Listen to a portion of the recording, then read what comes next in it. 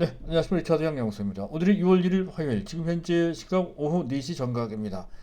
자, 일단 오늘도 최소한 시장은 나쁘지 않았습니다. 하지만 계속 반복되듯 그래도 뭔가 좀 아쉬운 측면이 있죠. 시가총액 최상위 초대형주들이 아직은 시원스럽게 올라가는 그런 모습은 아니기 때문에 그렇다는 건데요. 하지만 너무 답답해 할 필요는 없을 것 같습니다. 그래도 6월 들어서 뭔가 달라질 소지가 있다 하는 것 때문에 그런 것이죠. 지수가 탄력도로 올라갈 수 있는 그런 장세, 대형주 장세가 펼쳐질 소지가 있다는 소리가 여기저기서 들려오고 있고요. 제가 봐도 그럴 소지가 상당히 있어 보입니다. 이 부분은 이따가 순서를 맞춰서 왜 그런지에 대해서 말씀을 드릴 거고요.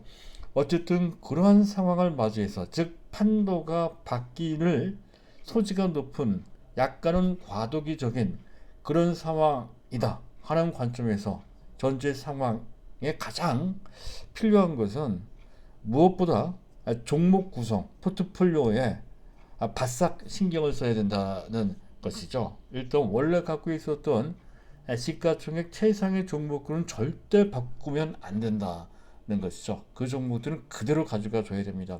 삼성전자, 네이버, 현대차, LG화학, 그리고 삼성바이오로직스인데 안 갖고 있거나 추가로 더 매수한다라고 했을 때 뒤에 LG화학이나 또는 삼성바이오로직스는 다소 한 차트상으로 봤을 때 좀 물량이 현재 좀 얽혀져 있는 그런 상태죠.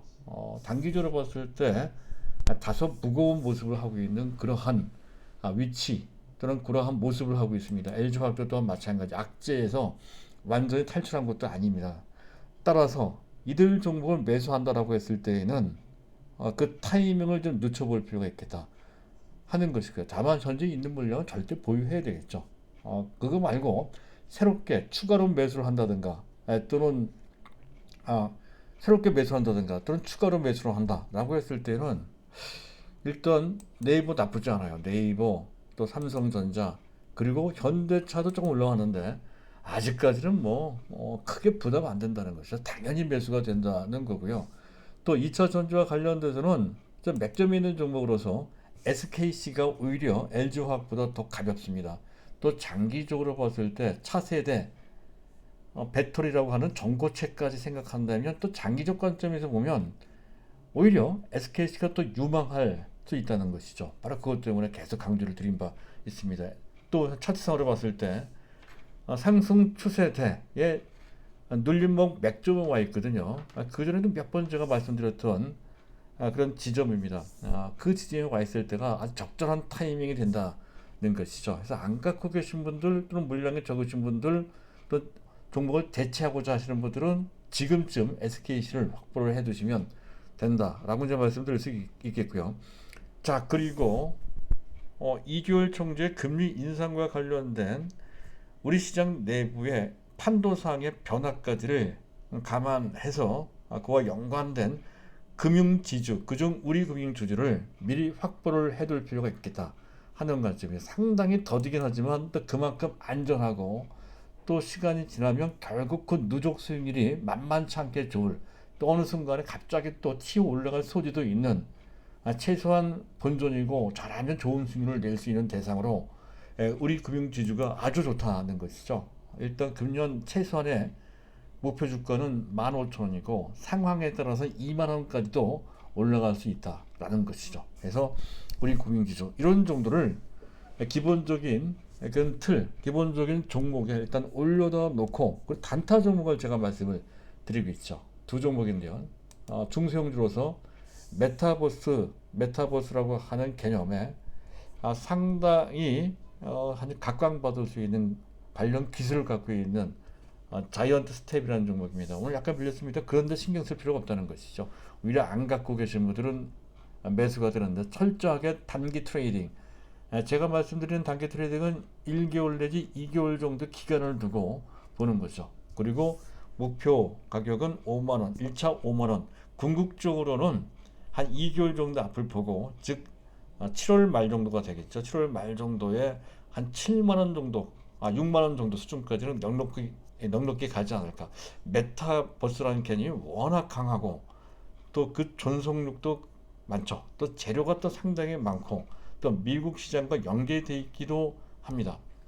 그래서 그 기간 동안에 그 종목이 뛰어 올라갈 그런 상황이 언제든지 전개될 소지가 높고, 만약에 그렇게 된다고 했을 때 상당한 탄력으로 올라가 준다는 거죠. 따라서 미리 준비할 필요가 있겠다는 건데, 철저하게 그 1개월 내지 2개월 단기 트레이딩을 하실 여력이 있고 의향이 있으신 분에 국한해서 이 종목 하시면 되겠습니다. 펀더멘털이 아직은 미진하기 때문에 그렇다는 것이죠. 안심할 수 있는 종목은 아닙니다.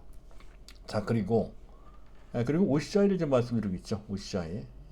하나케미칼을 단기 트레이딩 관점에서는 OCI를 바꿔주는 게 더 낫지 않을까 싶습니다. 왜냐하면 폴리실리콘 가격이 엄청나게 현재 급등을 하고 있거든요. 한 달 동안에 무려 43%나 급등을 했습니다. 그렇게 되면 그 원재료 부담 때문에 오히려 지금 태양광 패널을 만들고 있는 또 그 스팀을 한때 지금 구축하는 사업을 하고 있는 하나 케미칼은 다소 그 부분은 불리하게 작동될 수가 있다는 것이죠. 오히려 그 폴리실리콘을 직접 만드는 생산하는 OCI가 그런 면에서 훨씬 더 유리하다라고 할 수가 있어서 그렇습니다. 어느 정도 잡아줄 필요가 있습니다. 이 종목은 1, 2개월 단타는 아니고요. 금년 연말까지만 보자는 것이죠. 한 6개월 정도 앞을 보고 OCI 지금 현재 12만 6천 원 정도인데 목표 가격은 18만 원입니다. 그런 정도를 보고 OCI를 하시면 된다는 대상으로 어느 정도 담가둘 대상이다 이거죠. 우리가 진력을 다할 대상까지는 아니지만 단기 관점에서 이런 종목을 그 대안으로 현재 약간 답답한 장세의 대안으로 제가 제시해 드리고 있습니다. 이들 좀 먼저 설명을 드렸고요. 자, 일단 오늘 제가 준비한 내용은 뭐 간단하게 할 겁니다. 대형주 장세가 펼쳐질 것이다 라고 하는 그런 소리가 증권가에서 상당히 이력하게 나오고 있습니다. 그와 관련된 배경을 우리가 좀 알고 있어야 된다는 거죠. 그래야 뚝심 있게 현재 우리 포트폴리오를 또 필요하면 약간 조절하면서 현재 진행할 수가 있기 때문에 그렇습니다. 그리고 또 한 가지, 삼성전자는 워낙 많이 말씀드렸으니까 오늘은 빼고요. 저들은 네이버에 대해서 네이버의 장기 자식한테 물려줄 대상 딱 두 종목이 있다면 삼성전자와 네이버라고 말씀드리고 있는데, 자, 네이버가 왜 자식한테 물려줄 정도로 왜 제가 이렇게 좋게 보는지와 관련된 투자 포인트를 요점 정리 간단하게 제가 말씀드리는 시간을 갖도록 하겠습니다. 자, 그래야 네이버입니다. 네이버는 여기서 그칠 종목이 전혀 아니라는 것이죠. 지금 뭐 30만 원대입니다만은 50만 원 정도 뭐 그 정도 보는 게 아니죠. 적어도 100만 원 정도는 보고 네이버를 투자를 해야 된다는 거죠. 말 그대로 투자입니다.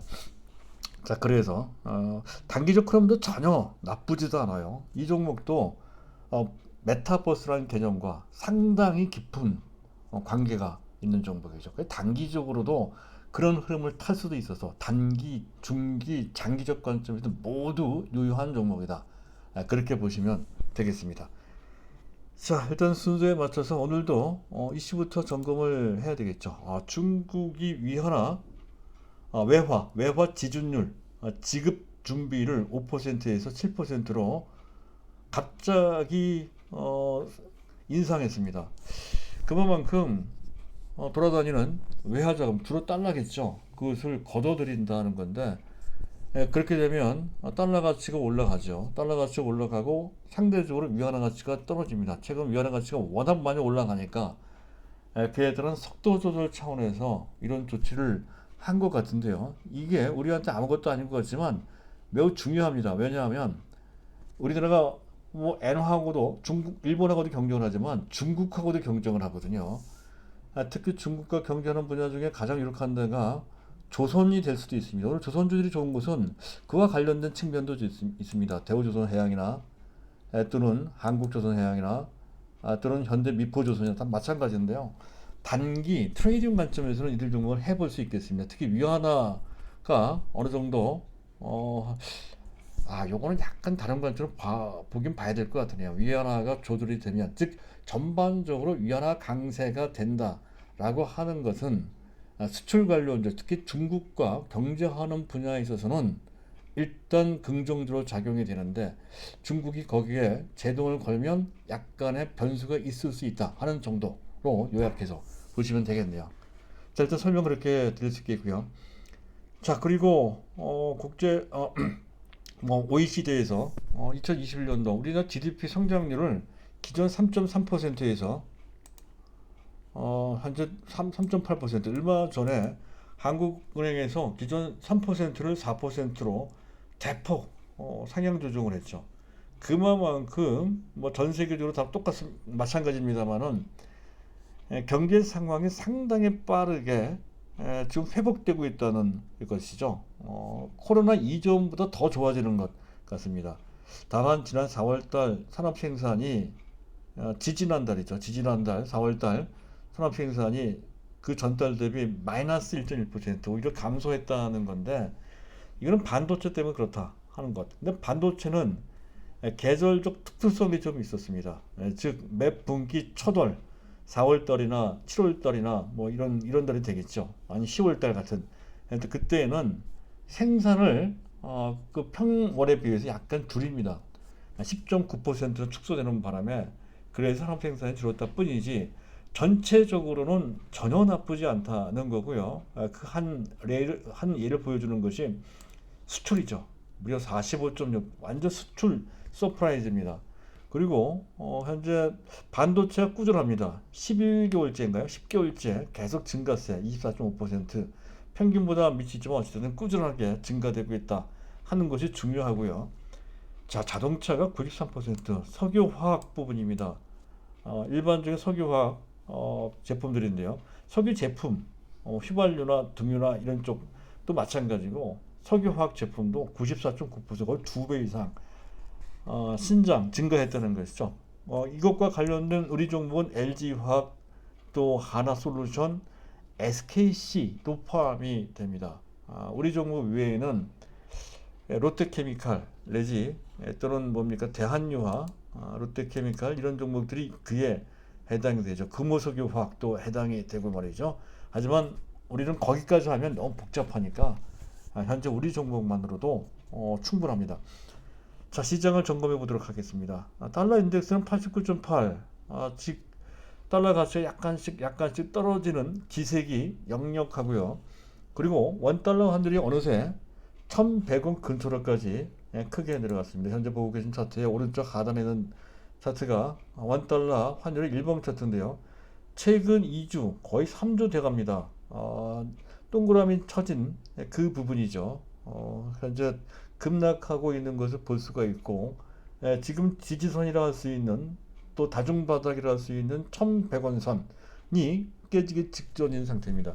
전에도 말씀드렸듯이 전반적인 추세를 봤을 때 원달러 환율은 달러당 1050원 근처 내지 그 이하로 내려갈 소지가 있다는 것이죠. 그렇게 되면 될수록 원화 가치가 올라가고, 또 그룹 표시되는 우리나라 주식 가치가 올라가기 때문에 외국인들이 들어올 수 있는 유인 효과가 나온다는 것이죠. 그런 관점에서 일단 증시에 긍정적이다 하는 것, 또 그만큼 금융시장이 안정되고 있다, 테이퍼링과 관련된 부담을 덜고 있다, 그런 관점으로 볼 수 있는 아주 중요한 대목이 된다는 거고요. 자, 미국의 국채금리도 10년물짜리가 1.6% 이하가 됐다는 것은 어제 말씀을 드렸죠. 그리고 우리나라 국채금리 상승하고 있다는 건데, 이거는 일요일 총재 효과 때문에 그런 것이죠. 금년 내 금리를 인상할 수도 있다라고 약간 직설적으로 현재 공표를 했습니다. 그래서 올라가는 것, 바로 그것 때문에 우리 금융지주라고 하는 보험 역할을 해주는 종목이 어느 정도 부분적으로 필요하다는 것이죠. 대형주가 올라갈 때 같이 올라가기도 하고, 또 금리가 문제가 돼서 시청될 때에도 이들 종목은 전혀 안 빠지거나 오히려 더 탄력적으로 올라갈 수도 있기 때문에 보험 역할을 해줄 겁니다. 그래서 그런 거고요. 일단 수급은 현재 외국인들이 매도를 한다고 했지만 뭐 그렇게까지 그 매도가 큰 거는 아니죠. 잠깐 보시도록 하시죠. 현재 보고 계신 화면의 왼쪽 상단에 보면 밑에 무슨 박스가 있고요. 그 밑에 꺾은선 그래프가 있습니다. 외국인들이 개장 초중반까지는 꾸준하게 많은 금액은 아니더라도 한 1600억 정도까지 순매도했다 끝에 가서 걷어들이는 그런 모습으로 진행이 됐고요. 결과적으로 364건 정도 순매도인데 규모가 상당히 작죠. 눈치를 봤다라고 할 수 있는 거고요. 기관이 매수했습니다. 하루 만에 금융투자가 순매수로. 기관이 거의 다가 금융투자가 좌우했다고 해도 과언이 아닌 것 같습니다. 상황을 보니까 나쁘지 않으므로 금융투자가 보다 적극적으로 하루 만에 변신했다고 보시면 되겠습니다. 자, 그리고 마지막으로 지금 베이시스를 봐야 되는데 막판에 아마 종가 단일가에서 시간외에서 크게 밀려 내려갔습니다. 하지만 장중 평균 계속 플러스, 즉 컨텐고, 즉 정상적인 베이시스였었다는 것이죠. 그래서 그를 통해서 뭐 프로그램 매수가 대규모로 들어온 것은 아니지만 어쨌든 프로그램 매도, 비차익 쪽은 극히 제한됐고 그리고 차익 쪽에 매수가 들어왔다는 건데 대부분 금융투자에서 매수했을 것으로 추정이 됩니다. 계속 이것을 반복해서 말씀드리는 이유는 여기서 프로그램 매수가 차익이든 비차익이든 또 둘 다든 강력히 매수가 들어와야, 즉 5천억 이상 들어오는 그런 국면, 합계해서 거의 한 1조 정도 들어오는 국면이 됐을 때 삼성전자를 위시한 시가총액 최상위 종목군들, 우리 종목들이죠. 그들 종목들이 최근에 일어나는 그런 상황과는 전혀 다르게 가파르게 올라갈 수 있는 환경이 조성되기 때문에 이런 말씀을 계속 드리는 거고, 또 그들 종목을 단타하시는 분들, 또 그와 관련된 ETF를 하시는 분들을 위해서 말씀을 드리는 겁니다. 그래서 단타하시는 분들은 그런 흐름을 꿰차고 포착할 수 있어야 된다는 거죠. 딱 봐서 프로그램 매수 강력히 들어온다 그러면 그날은 지수가 뜨는 날이고, 그 지수가 뜰 때 오늘같이 잡다한 제2성급, 제3성급 대형주가 뜨는 것이 아니라 전곡 한가운데에 있는 삼성전자 같은 SK 하이닉스 같은 종목들이 주가가 팍팍 올라간다는 것이죠. 그런 날이 옵니다. 그런 날이. 그런데 다가오는 것 같아요. 자, 일단 여기까지. 그리고 이제 두 번째 주제, 대형주 장세가 펼쳐진다는 건데요. 우리 증권가에서 그 얘기가 끊임없이 나옵니다. 그럴 만도 하죠. 아마 눈치가 빠르신 분들, 또 직관력이 좋으신 분들은 아마 느끼고 계실지도 모르겠습니다. 일단 어느새 금리 인상 내지 현재 그 자산 매입 규모를 줄인다라고 하는 테이퍼, 긴축이죠. 이 얘기는 여전히 유효하고 시간이 갈수록 그 부분은 더 불리하게 작동돼야 되는데도 불구하고 그와 관련된 시장의 긴장이나 또는 위축되거나 하는 현상은 잦아들고 있죠. 그래서 그 부분과 관련된 시장 참가자들의 참가자들이 어느 정도 적응하는 이른바 내성이 형성되는 것으로 그렇게 볼 수가 있습니다. 최근 미국 국채 금리가 1.6% 이하로 다운된 것에서도 그 점을 우리가 볼 수가 있죠. 그리고 원화 강세에서도 그 점, 앞에서 말씀드리는 것이고, 또 EM은 이머징 마켓입니다. 즉 현재 이머징 마켓 이쪽에 대한 글로벌 자금의 대이동, 이것도 또 한 가지 글로벌, 즉 위험 자산으로 자금이 이동하는 머니 무브로 볼 수가 있습니다. 그렇게 되는 쪽으로 볼 수 있다는 것이죠. 그래서 아직은 외국인들이 입질 정도를 하고 있습니다만은 만약에 준비가 되고 여건이 맞아떨어지면 적극적으로 매수할 소지가 높고, 만약에 그런 상황에 나오면 국내 기관 등 금융투자가 적극 거기에 호응을 할 것이다 라는 그림이 현재 그려진다는 건데, 아마 6월 중 그건 어때? 아마 6월 초에 이번 주 내지 다음 주 그 정도의 그것을 기대해 볼 수가 있는데, 쿼드러플 위칭데이 그 다음부터 되지 않을까 싶기도 합니다. 쿼드러플 위칭데이 6월 10일 날이죠. 다음 주 목요일 날에 쿼드러플 위칭데이입니다. 자, 그리고 펀더멘털 측면을 봤을 때 GDP 전망, 현재 OECD뿐만이 아니죠. 지금 우리나라 한국은행은 그렇게 보수적으로 보는 그런 기관인데도 불구하고 상당히 높은 그런 상향 조정을 했어요. 3에서 4, 1%포인트나 올렸다는 말이죠. 그 정도로 GDP 성장세, 회복세가 빠르고 강하고 또 해당 관련돼서 해당 업체들의 실적이 거의 모든 주요 산업의 주요 종목들의 어닝 서프라이즈입니다. 그런 것이 배경이 된다는, 그래서 종합주식 3,500 정도가 아니라 4,000도 가능하다라고 이제 계속 설명을 드리고 있는 거고요. 자, 그리고 수급 구조의 변화 가능성 앞에서 말씀드렸듯이 일단 외국인들이 지난 5월 달에 테이퍼링 또는 기술적 기타 등등의 몇 가지 악재가 나오는 바람에 그래서 매도를 했는데 8조 5천 정도인데 최근 들어 거의 한 9개월, 10개월 만에 최대 규모로 매도를 했습니다. 기존에도 그 전에도 계속 매도를 했거든요. 그래서 어찌 보면 5월 달은 그런 악재를 빌미 삼아서 매도 클라이막스가 나온 것으로 볼 수 있는데, 그것이 5월 말부터 좀 그들의 스탠스가 좀 바뀌었죠. 혹간 순매수하는 그러한 날도 꽤 많이 등장을 하고 하는 측면으로 봤을 때 수급상 큰 변화가 임박해 있다는 것을 느낄 수가 있다는 것이죠. 그래서 매도 피크가 5월 중순까지였고 그 이후로 과도기 과정을 거쳐서 6월 달부터는 순매수할 소지가 상당히 높다는 그런 관점이 제시되고 있고요.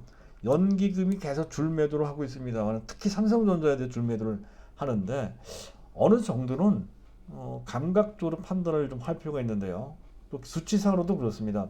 어느 정도는 그 매물은 소화된 것으로 판단이 된다는 것이죠. 그래서 이 부분도 그전 지난 2월달, 3월달 정도로 압박을 하고 있는 상황은 아닙니다. 또 지수 종성하는 말씀드렸죠. 5월 3일날 공매도가 제기된 이후에 현재 당장 된 것은 아니지만 어찌됐든 시간이 좀 걸렸더라도 결국 베이시스는 플러스가 됐습니다. 정상화가 됐다는 거고요. 상황에 따라서는 그를 통해서 대규모의 프로그램 매수, 차익도 들어올 수 있고 비차익도 들어올 수 있다. 그날이 대목이다 하는 말씀까지 드리고 있죠. 그래서 또 우리 시장 판도를 보면 아마 이 시장을 잘 보시는 분들은 금방 아실 수 있을 겁니다. 시장이 나쁘지 않은데도 불구하고 최근까지 강세를 보였던 내수주, 신세계 인터내셔널, LG 생활건강, CJ 제일제당, 또 하이트 진로, 최근 각광받았던 종목들이 오늘은 약간 주춤되거나 빠지는 모습을 보여주고 있습니다. 또 포스코 같은 경우도 괜찮은데도 현재 최근 들어 주가 약세를 면치 못하고 있는 그런 모습이 나타나고 있죠. 최근 각광받은 롯데 정밀화학도 마찬가지고요. 현재 경기 민감주들도 그전 같지가 않고 HMM도 계속 조정을 좀 받고 있는 그런 모습도 또한 그렇고요. 또 보복 소비와 관련돼서 각광받았던 뭡니까 그 호텔 신라 같은 그런 종목들도 주춤되고 있는 그런 모습이고요. 하나투어도 내려가 마치 약속한 것 같습니다. 그들 종목은 이미 또 상당히 높은 위치이기도 합니다. 또 한때 펀더멘털로 봤을 때 PBR이 너무 높다고 제가 말씀드렸죠. 장기 투자 대상은 아닙니다. 그런 관점에서 보면 그동안 지수 관련 대형주들이 못 간 것에 대한 일종의 대안으로 특히 기관들이 펀드들이 많이 선호했던 내수주나 좀 보복 소비 관련주라든가 이런 종목들이 주춤되고 있다는 것은 시장 판도가 바뀔 가능성을 대비하기 위한 약간의 눈치 보기가 오늘 나왔다 이렇게 보시면 된다는 건데 그만큼 가능성이 생겼다는 것을 의미한다는 것이죠. 자, 그래서 기대가 된다 하는 거고요. 그랬을 때 요번 한 달 동안 종합지수 현재 얼마입니까? 종합지수 지금 현재 잠깐 차트를 보도록 하겠습니다. 종합지수가 현재 3221포인트인데요. 요번 달에 3300이 넘어가는 수준, 3400까지도 가능할 수도 있겠습니다. 요번 달에 그런 관점으로 보시면 되겠고, 그런데 그것과 관련된 증권가에서 여기저기서 한 신문 보도에 나온 증권사 한 7곳 정도가 되는데요. 어떤 종목들이 주로 추천되는지를 한번 살펴보도록 하겠습니다. 가장 많이 추천된 종목은 삼성전자 7곳 중에서 네 곳이 삼성전자를 추천을 했고요. 현대차도 많이 추천을 했습니다. 4곳. 우리가 핵심을 두고 있는 종목과 일치하죠. 기아차까지 포함을 해서 현대차, 기아차 추천한 곳이 네 곳이고요. 뭐 KT가 의외로 추천이 많이 돼요. 잠깐 보죠. KT가 이래요. KT도 뭔가 많이 변하고 있다는 것이죠. 근데 지금 쫓아가면서 매수하기는 다소 불편한 측면이 있죠. KT가 대단하군요. KT는 우리 입장에서 봤을 때 놓친 대상이 되겠습니다. 쫓아가기가 좀 어렵네요. 어쨌든 KT가 많이 추천이 됐고요. 그리고 그 외에 한 곳이 추천된 데가 삼바, SK이노베이션, 또 삼성물산도 추천이 됐고요. 삼성물산. 그리고 하나금융, 그러니까 우리금융이나 하나금융이나 비슷하다 이렇게 보시면 될 것 같습니다. 그리고 롯데쇼핑도 추천이 됐고, 한국조선해양 이것도 약간 의미가 있습니다. 한국조선해양도 말이죠. 한국조선해양이 이렇고요. 그리고 그 외 포스코 위치가 나쁘지 않죠. 심지어는 아모레 퍼시픽, 또 태국로직스, 호텔신라, LG 이플러스도 많이 올라갔네요. 이 상태 쫓아가면서 지금 현재 SK텔레콤까지 전반적으로 통신 3사가 그전 단순 통신사에서 컨텐츠까지 아우르는 그러한 차세대 뭐랄까요 4차 산업혁명과 관련된 또 5G나 6G까지 연관돼서 그것이 한 주역이 된다라고 재평가를 받고 있는 상태죠. 그래서 그들이 각광받고 있다는 건데 우리로 봤을 때는 네이버가 그 모든 것을 다 그 역할을 해준다는 관점으로 단기 탄력성은 그 통신 3사가 더 좋긴 하나 하지만 지금에 와서 그들 정말 쫓아갈 수 없으니 차라리 상대적으로 덜 올라간 네이버에 초점 맞춰놓고 느긋하게 가는 게 더 바람직하다라고 정리를 해드릴 수가 있겠습니다. 자, 그리고 그와 관련된 제 추천 종목은 앞에서 설명드렸죠. 삼성전자, 네이버, 현대차 요 세 종목만 매수 대상 갖고 계신 물량은 당연하고 만약에 새롭게 매수하신다라고 했을 때는 이 세 종목에 초점 맞춰서 한번 보시고 보강하는 종목이 SKC, 우리금융지주, 특별한 단타 종목의 자이언트 스텝, 그리고 OCI 이렇게 정리가 되겠습니다. 그리고 이제 마지막으로 네이버를 잠깐 그 투자 포인트 아주 핵심이 되는 투자 포인트만 간단하게 정리해서 말씀을 드리고 마감할까 합니다. 자, 네이버는 차트상으로 좋죠. 제가 이 차트상 동그라미 친 부분에서 계속 이때가 기술적으로도 아주 좋은 매수할 기회가 된다라고 피력한 바 있었는데요. 지금도 그 위치에서 크게 이탈한 상태는 아닙니다. 여전히 매력적인 구간이다는 점을 먼저 말씀드리면서 일단 장기적 관점에서 지금 보다 잘 나가는 종목이 카카오인데 카카오보다 더 네이버가 더 장기적 관점에서 더 유력하다라고 말씀드리는 이유가 있습니다. 일단 온라인 쇼핑입니다. 온라인 쇼핑은 카카오보다 월등히 강하죠. 근데 이 온라인 쇼핑은 미국 시장에 상장되어 있는 쿠팡과도 비교가 됩니다만은 오히려 쿠팡보다도 더 체계적이고 입체적이며 미래지향적이다 판단됩니다. 온갖 브랜드 스토어도 있고 일반 스토어도 있죠. 그리고 그것을 이용하는 고객들, 그 전체를 시장이라고 볼 수도 있겠습니다. 그 이용 시장을 서로 연결시켜주는 그러한 시스템을 갖춰놓고 있다는 것이죠. 그리고 결제 시스템도 받치고 있고 또 현재 멤버십도 있죠. 멤버십도 있죠. 멤버십도 잘 돼 있습니다. 거기다가 또 거기에 이 네이버가 갖고 있는 멤버십과 연결될 수 있는 부가 콘텐츠 서비스가 어마무시하죠. 어마어마하게 많습니다. 그리고 최종적으로 지금 배송 부분은 쿠팡이 월등하게 낮습니다만은 지금 CJ 뭡니까 대한통운과 지분 막견을 통해서 그 부분도 부각이 됐고 또 이마트와 또 연결돼 있죠. 그래서 특별 배송, 신성식품 배송 시스템까지 체계적으로 구축을 하고 있습니다. 최종적으로 거의 완벽한 배송 시스템을 입체적으로 또 현재 그 주변 관계되는 업체와 연합해서 만들고 있다는 것 그 자체로도 이 온라인 쇼핑의 현재 생태계의 끝판왕이다 라고 할 정도로까지 현재 진화하고 있다는 거죠. 아직도 갈 길이 많이 남아 있습니다. 그래서 아직 이 부분이 온전히 다 평가받지 못하고 있고, 그래서 쿠팡보다 훨씬 더 낮은 그런 평가를 받고 있는 것 뿐인데, 하지만 시간이 갈수록 이 부분은 상당한 평가를 받을 것이다. 그렇게 판단할 수 있는 그런 포인트가 되겠고요. 다음 디지털 콘텐츠의 확장성인데, OSMU는 그 one source multi use라고 하는 뜻입니다. 하나의 소스를 통해서 다양한 용도로